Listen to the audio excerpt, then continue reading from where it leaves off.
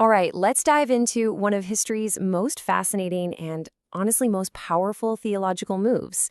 It's a story all about identity, legitimacy, and a truly brilliant strategy for reshaping the past to define the future.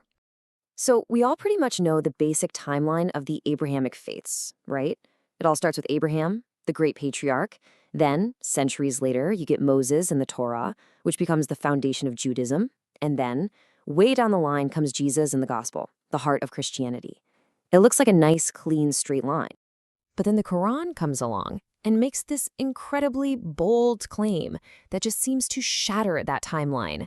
It says, flat out, Abraham was not a Jew and he was not a Christian. Now, from a purely historical standpoint, this is just a fact. Abraham lived thousands of years before the words Jew or Christian even existed. But this isn't just some minor historical footnote. Oh no. Theologically, this statement is an absolute game changer. It's the key that unlocks a whole new way of looking at religious history. So you have to ask, if Abraham wasn't a Jew or a Christian, then what was he? Well, the Quran offers a very specific answer. It gives him a special title, a hanif. And a hanif is, well, a pure original monotheist. Someone who believed in the one God before all the organized religions came along and, you could say, complicated things. And later, Islamic traditions really run with this idea. They paint this amazing picture of these hanifs as sort of proto-Muslims. You get these stories about men in Mecca like Zayd ibn Amr, who looked around at all the pagan idols and just said, nope, this isn't right, and went off on their own, searching for that original, pure faith of Abraham. All of this happening before the Prophet Muhammad even began his mission. But here's where things get really fascinating. There's a linguistic puzzle. In Arabic, hanif means this pure, true believer. But in Syriac, a major Christian language spoken right next door to Arabia, a very, very similar word, hanfa, meant the complete opposite. It was an insult. It meant pagan or heathen. So this has led scholars like the great Arthur Jeffrey to propose something really clever. What if the Quran took a word that was used as a slur by its neighbors, a word for a religious outsider, and totally flipped it on its head? What if it reclaimed outsider and turned it into a badge of honor for someone brave enough to stand outside a corrupt system? Okay, so this brings us to the big question for historians.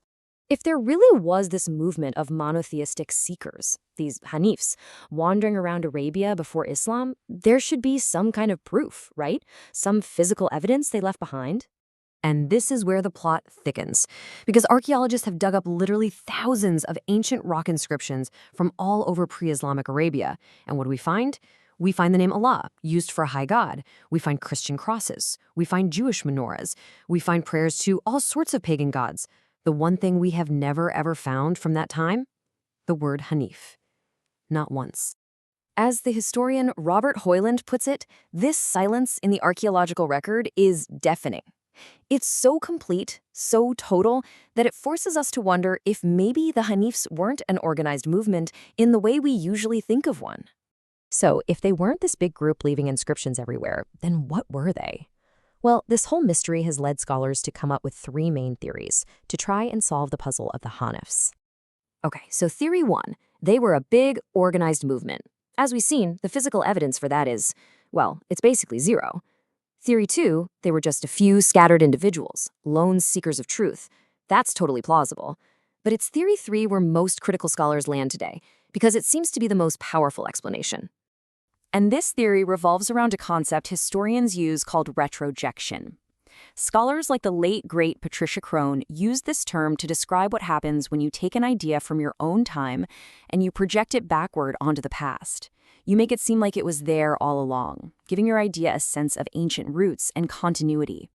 So here's the core idea. What if the hanif identity was a theological construct, a powerful story shaped and emphasized after the rise of Islam to make its arrival feel less like a sudden new thing and more like a return, a restoration of something pure and ancient that had always been part of Arabia's DNA? Which brings us right back to Abraham. Whether the hanifs were a real, historical group or a powerful, constructed idea, why was this concept so incredibly important? Why was it such a history-changing move? You have to remember the religious world of the 7th century. You had two monotheistic superpowers, Judaism and Christianity. And both had incredibly strong, deeply embedded claims to the legacy of Abraham.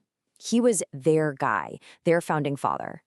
And this is where the absolute genius of the Hanif concept comes into play. It creates what you could call a theological bypass. Instead of having to go through Moses and the Jewish tradition, or through Jesus and the Christian tradition to get back to Abraham, the Hanif idea allows Islam to draw a direct, uninterrupted line straight back to the original source. The scholar Angelica Neuwirth has this brilliant term for it. She calls it a claim to antiquity. It's a strategic move to position Islam not as something new that came after the others, but as something primordial, something original that was there from the very beginning. I mean, the message here is crystal clear.